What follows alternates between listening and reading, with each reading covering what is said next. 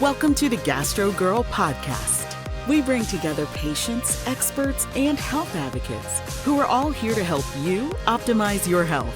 Here's your host, Jacqueline Garland. Hey everyone, thank you for joining me today on this episode of the Gastro Girl podcast. Today we're joined by the amazing Heather Hampel, who is the Associate Director, the Division of Genetics and Genetic Counseling at the City of Hope in Los Angeles, California, and she is a world-renowned genetic counselor. Heather, thanks so much for joining us today. We're so excited to have you on this episode. I'm so happy to be here. Can't wait to talk a little more about family history and genetics today. So first of all, Heather, let's start with your role as a genetic counselor. What is a genetic counselor?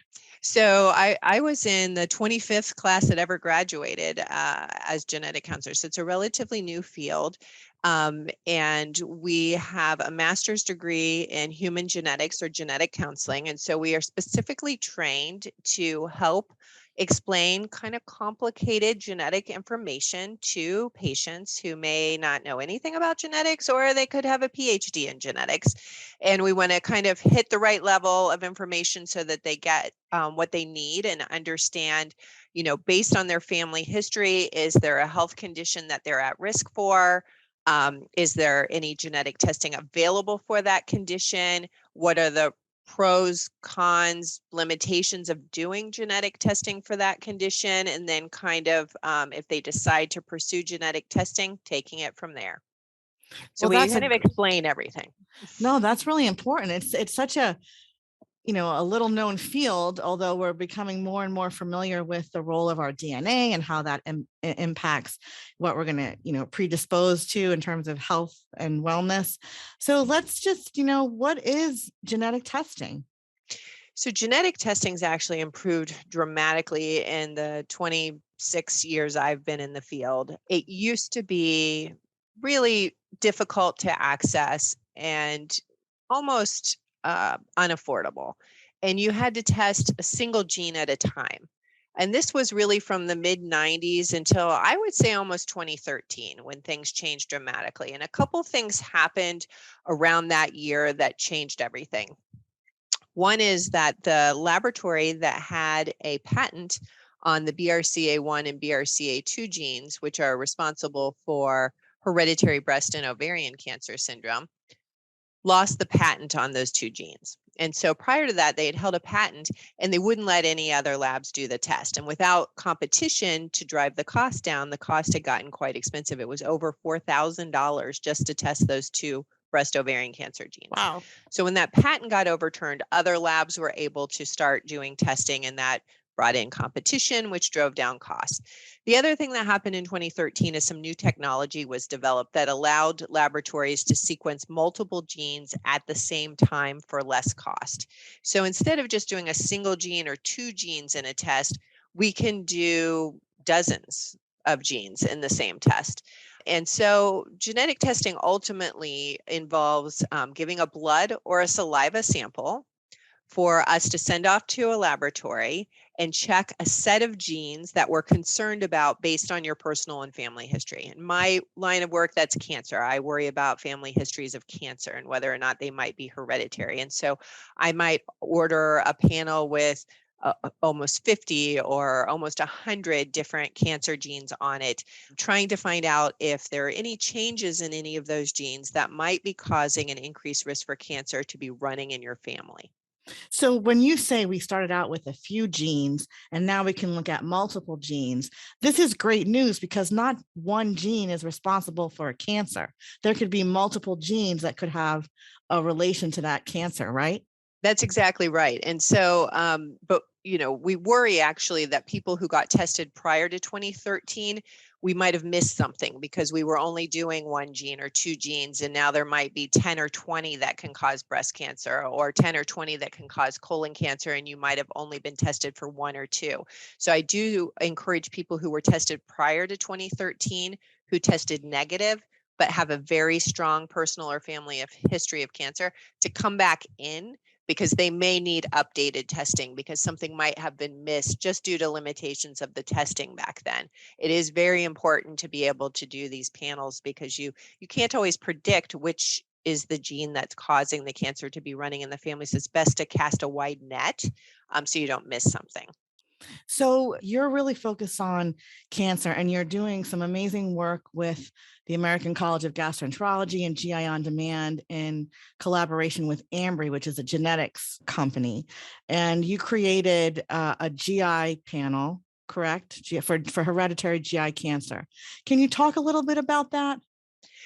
Yeah, I think what's hard sometimes particularly for practicing gastroenterologists, is to know which genes to include on a test. And so we sort of collated a set of genes that are the common causes that cancer might be running in the family, and we made sure we included all of the colon cancer genes, all of the known GI cancer genes, but also all of the known polyp genes. So some people have a gene running in their family that gives them an increased risk for making multiple precancerous colon polyps. Those are called adenomas. And if you've had more than 10 adenomas in your lifetime, you actually qualify for genetic testing, because you may have a gene change running in your family that's causing you to make too many precancerous colon polyps. And of course, the problem with precancerous colon polyps is that if you don't get them removed, they become colon cancers. And so finding out if you have a change in one of these genes that's causing the polyps or the cancer is really important. It tells us what else you might be at risk for.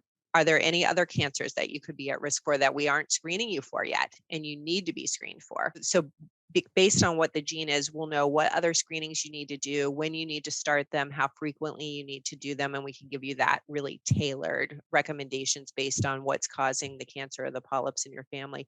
The other really important thing is that if you test positive for one of these gene changes, many of them are what we call dominant genes, which means that each of your children will have a 50-50 chance that they inherited it too, just like the odds of having a boy or a girl. Right. And so we generally then will offer testing to people's children. Depending on the gene, we sometimes wait till the kids are adults, so age 18, to test them. It kind of just depends when the risk starts. If the risk doesn't start till adulthood, we wait till they're 18 so they can kind of participate in the decision to be tested. Some of the polyp genes start polyps forming in teenage years or younger, and so we will test children in those cases. So it kind of depends on the condition.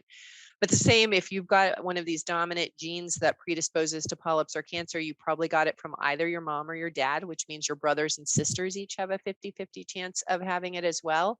And once we figure out which parent, then we've got aunts, uncles, and cousins potentially at risk. Wow. Yeah, so it really has a lot of far-reaching implications, not just for you, but for all of your family members who might benefit from having the information, because we can get them doing the right screening at the right time and the right frequency, and hopefully keep them from getting cancer. Yeah. So how would a patient know whether they should have a genetic test? Like a teenager may not know they have colon polyps yet because they haven't had a colonoscopy, unless their family history and the doctor Right. was aware. But in many cases, there's something called Lynch syndrome. I know that you're very passionate about really identifying patients early on for Lynch syndrome. So let's back up and explain, what is Lynch syndrome? Okay, so Lynch syndrome is actually the most common inherited cause of both colon and uterine cancers. It's also really underrecognized. I think a lot of people have heard of hereditary breast ovarian cancer syndrome and the BRCA1 or BRCA2 genes, sometimes called BRCA1 or BRCA2, notably because Angelina Jolie wrote an op-ed for the New York Times discussing the BRCA mutation that's running in her family, with both her mom and her grandma dying of ovarian cancer. She inherited that mutation and has had risk-reducing mastectomies and risk-reducing oophorectomy, removing her breasts and her ovaries to keep herself from getting cancer. And that brought a lot of attention to that condition. Lynch syndrome, on the other hand, does not have as much attention, and so it's really underdiagnosed. We actually estimate that probably only 5 to 10% of people with Lynch syndrome are aware of their diagnosis. Oh, wow. So yeah, in general, there's a lot of red flags I'd like to go through that you should think about. And if these have occurred in you or a family member, you could benefit from genetic counseling and potentially genetic testing. So Oh, you're going to go through them now or? Sure. Yeah, let's go through them. No, I was Okay. going to ask you what Yeah, go comes ahead. first, the genetic counselor or the genetic testing? It depends on the scenario. Yeah. Traditionally, genetic counseling comes first. So you go in and see a genetic counselor who'll take a good family history. We call it a 3-generation pedigree. So we go back to your grandparents, and we get to play kind of private detective, and we look for clues in the family history that are red flags that the cancer or the polyps could be running in your family. The same ones that I'm going to go through here. The benefit of that is we can explain what the likelihood is that you'll test positive. We can clarify whether you meet criteria for testing, which would assure that you're going to have coverage of the genetic test, insurance coverage. And then when we order the test, they generally pre-authorize the test at the laboratory first. And most of the labs have policies where they'll contact you if you're going to owe more than $100. And that way you're totally in control. If you, for some reason, your policy excludes genetic testing and they call and say, your policy doesn't cover genetic testing at all, they actually have a patient pay out-of-pocket max, where if you have to pay out-of-pocket and can't go through insurance at all, many of the labs have an out-of-pocket max of around $250. So this has changed like 180 since the mid-90s and well, really the mid-2010s, when it was over $4,000 to test 2 genes. Now, for $250 or less, I can test 100 cancer genes. Wow. So is this how the program with GIOnDEMAND works for patients? It works slightly differently. Okay. So that program is interesting because it uses technology to do the first piece. So they use a chat bot, which is essentially you get a text or an email that sends you to a website, and then it appears you're having a text chat back and forth with this chat bot who asks about your family history, just like I would if you came to see me. And then the chat bot has all of the family history criteria programmed into it. So the same thing my brain would do to determine whether or not you meet criteria for testing, the chatbot computer would do to figure out whether you meet criteria for genetic testing. If you do, it would let you know that you do, and then it would provide you the information you need to make an informed decision about whether or not you'd like to be tested. And that's all done before you even step in your doctor's office. And so that is done, a couple weeks before your appointment. You'll get this email or text with the link that starts this chatbot communication. So it sounds really easy and at the beginning, and it kind of guides you through the program. Sure. So you were mentioning that there were certain steps you wanted to go through. Red flag. Yeah, red flags. So these are the things that I think that if they've occurred in your family as a sign that it could be a hereditary susceptibility to cancer or polyps, and it might be worth investigating a little further. Ask your doctor or find a local genetic counselor. So early ages of diagnosis. People who are at a hereditary increased risk for cancer tend to get diagnosed at a younger age than people who are not. The greatest risk factor for cancer in the general public is age. So we tend to say if you've got a cancer under age 50, that's considered early, and it could be a red flag that the cancer could be hereditary. So if you or any of your close relatives, parents, siblings, or children have had an early onset cancer, you might want to see genetics. Another red flag is if you've had more than one cancer during your lifetime, or again, your close relatives. So any of us could get one cancer during our lifetime. In fact, 1 in 3 of us will. But when you start to see an individual getting 2 or 3 different unrelated cancers, that's a big red flag that they might have an underlying susceptibility. So a person who's had both colon and uterine cancer, huge red flag. Person with both breast and ovarian cancer, huge red flag. And the reason I'm saying that these are separate unrelated cancers is it's different from a metastases, right? Many people have a cancer that spreads to other organs, like colon cancer tends to spread to the liver, or rectal cancer can spread to the lung. That's not 2 different cancers. That's the same cancer spreading. What is the red flag for a hereditary cancer syndrome is when people have had 2 completely independent, unrelated cancers. And this kind of goes along with also bilateral cancers. So if it's a paired organ, like the kidneys or the breast, if you get cancer in both breasts or in both kidneys, that's bilateral. And it's sort of like 2 unrelated primary cancers, which is a red flag, right? We could get 1, but when you get 2, you start wondering, is something going on here? Another red flag would be multiple people affected in multiple generations in your family. So I actually get more concerned when I see a grandparent, parent, and child with cancer. So you're seeing it passed down through 3 generations than if I had had 3 brothers or sisters with cancer. Because this dominant pattern is something that usually makes what we call a vertical transmissions, where you can see it getting passed down through the generations without skips. So if your grandma had cancer and your cousin did, but your aunt or uncle who's between those 2 people did not, that doesn't make as much sense if it's the same gene that was getting passed down the family. So this is the kind of thing I work. And people will often call me, they'll be worried, both my mom and dad died of cancer. There's 100% chance I'm going to get it. That's actually not that concerning for it to be hereditary. It feels like it because it's both your parents, right? But they're not blood relatives of each other. It actually would be more concerning if your mom and your mom's mom had cancer, or your dad and your dad's mom. You know, if 2 people on the same side of the family have cancer, that's more concerning that it would be hereditary than 2 people on opposite sides of the family. This last one's kind of obvious, but a lot of people also think maybe a stepchild or an adopted sibling or an adopted child has cancer, that's concerning. It has to be a blood relative. Obviously, you have to share genes for it to be a cancer that you'd be at risk for. So we're talking about biologic relatives.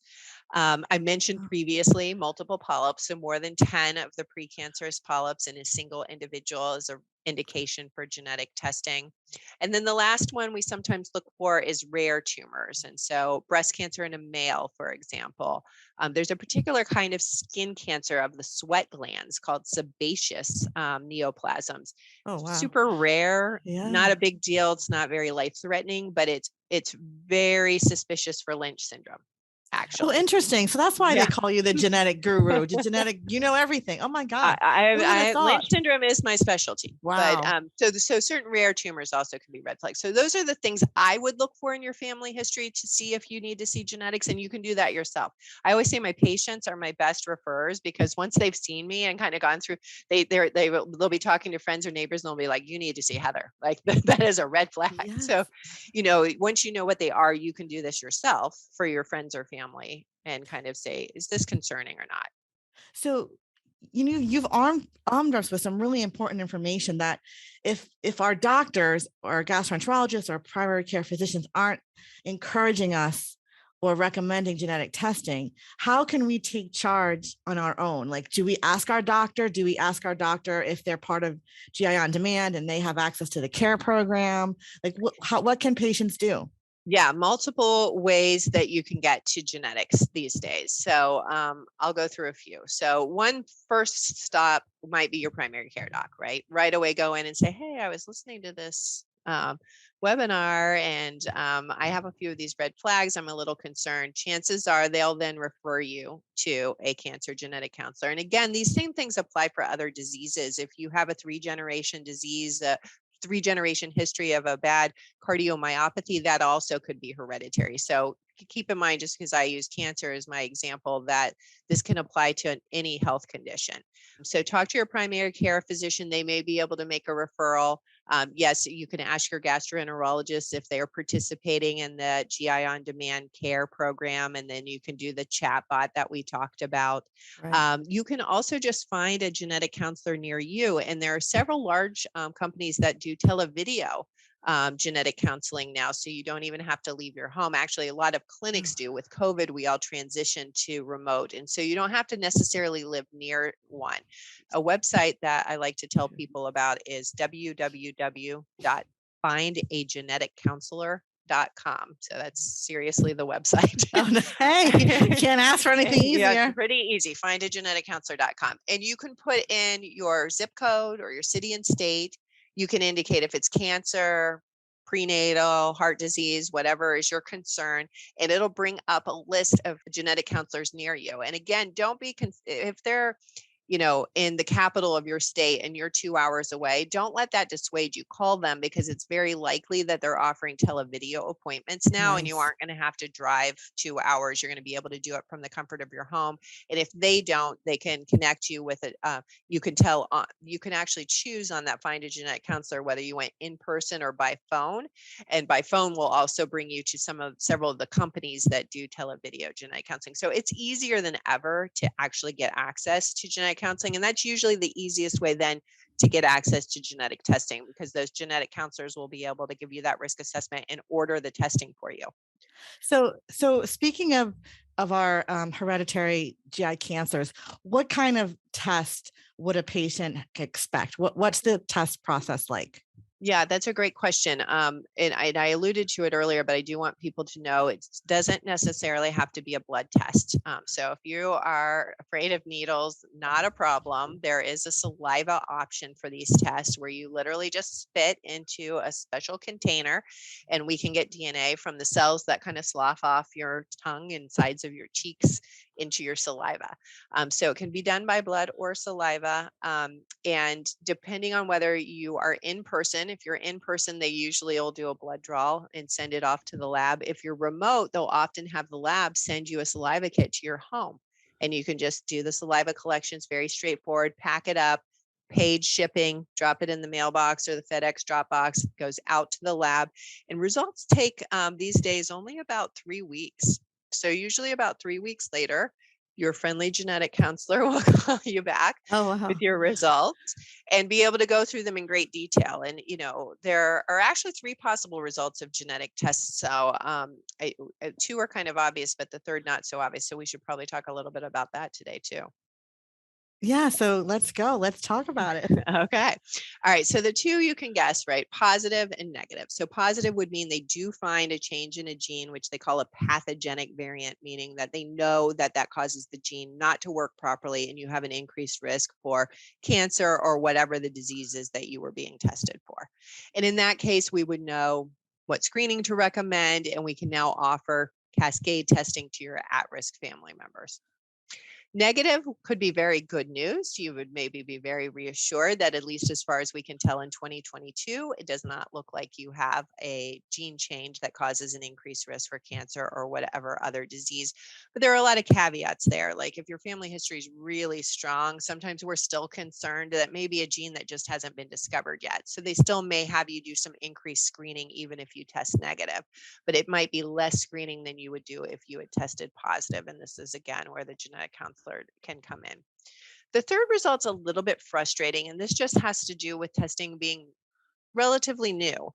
And the panels are so large at this point, we're doing so many genes that the odds are pretty high that they'll find maybe a subtle change in one of the genes where they're not sure if it causes an increased risk for cancer or whatever the disease you're being tested for is, or whether it's a normal variation that makes us different from each other. I always use the analogy, how some people spell the color gray, Gray, and Yep. some people spell it Grey. But if you read a sentence with that word spelled either way, it has the same meaning. That's the type of changes that are these are. They call them uncertain variants, but it usually is one letter in your DNA code is swapped for another. That's the most common type.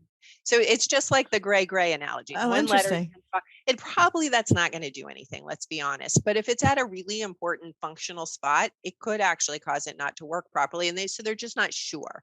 And so to err on the side of the caution, the lab says, all right, there was a spelling change in this gene, but we don't really know if it's a problem. So we're going to call it a variant of uncertain significance.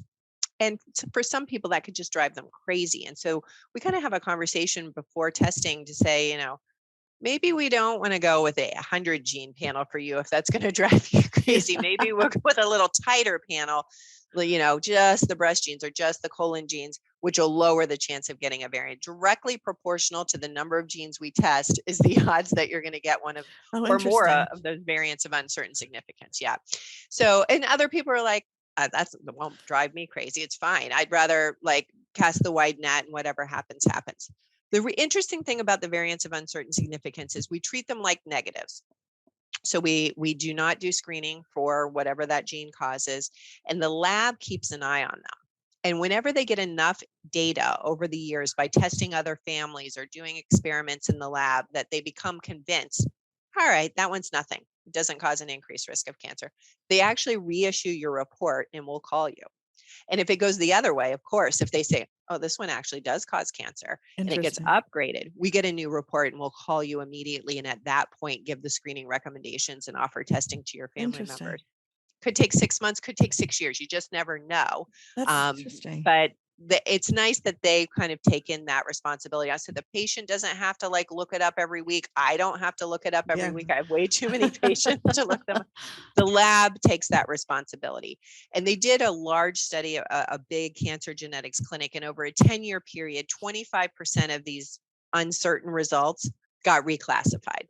And of the 25% that got reclassified, 90% got downgraded to negative. So they do usually get downgraded to negative. And so that's why the standard practice is not to do increased screening for those. Oh, wow. This is fascinating. So this is kind of a tech geeky question. Yeah. And a long time ago, I visited when they did the Human Genome Project. And I was expecting to see a lot of old men in lab coats over test tubes, and what I saw was huge mainframe computers like going crazy, and the room looked like a hub of a air traffic controller. So is that what it looks like when you talk about the lab? It's not a bunch of test tubes. I toured one of the large commercial labs that does genetic testing not long ago, pre-COVID though, but it is amazing. They actually, a person only touched the sample at like 2 points. Otherwise, it was huge machines and robots moving things around. Oh, and so, wow. Yeah, at accessioning, a person sort of opens the box with the saliva and the blood and kind of logs it in, barcodes it up. Everything's barcoded at that point. And then it's very automated. And this is for several reasons. One is we don't want someone else's result, right? We can't have a sample mix up. So everything is the less humans involved, the less chances for human error, right? So there's a lot of barcoding involved and machines that do the DNA extraction from that blood or saliva sample, then move it to the sequencing machine that does the sequencing. And then then large computers that actually read the DNA code of those genes and make the calls. And then there are humans that hand eyeball and check any calls the computer has made and sort of write the reports based on what spelling errors they find in the DNA and sign off on them. But yeah, I was surprised too. It was a very clean, big room full of essentially robots and computers. And it makes sense when you can actually, when they sequence more and they understand more about the DNA and structure and all that stuff, they could easily flag something based on, what that it is amazing. I mean, our DNA is made up of 4 letters: A's, T's, C's, and G's. The fact that we exist is amazing, and just in a particular order that make each gene, that makes each protein that helps our body grow and develop properly, determining things like hair color, eye color, height, and as we've started to learn, predispositions to certain diseases. It's just amazing. This has been fascinating, and we definitely need to do an educational program, like a course that we do for providers, for patients, so we can actually dig into some more of this. But I think you've given us a really powerful overview. I think, there's nothing for patients to be afraid of here. No. Really nothing for patients to be afraid of here. Yeah, I think that's important. And I think I remember vividly a mother-daughter that I was testing, actually the daughter for Lynch syndrome, and the mom was really upset the whole time.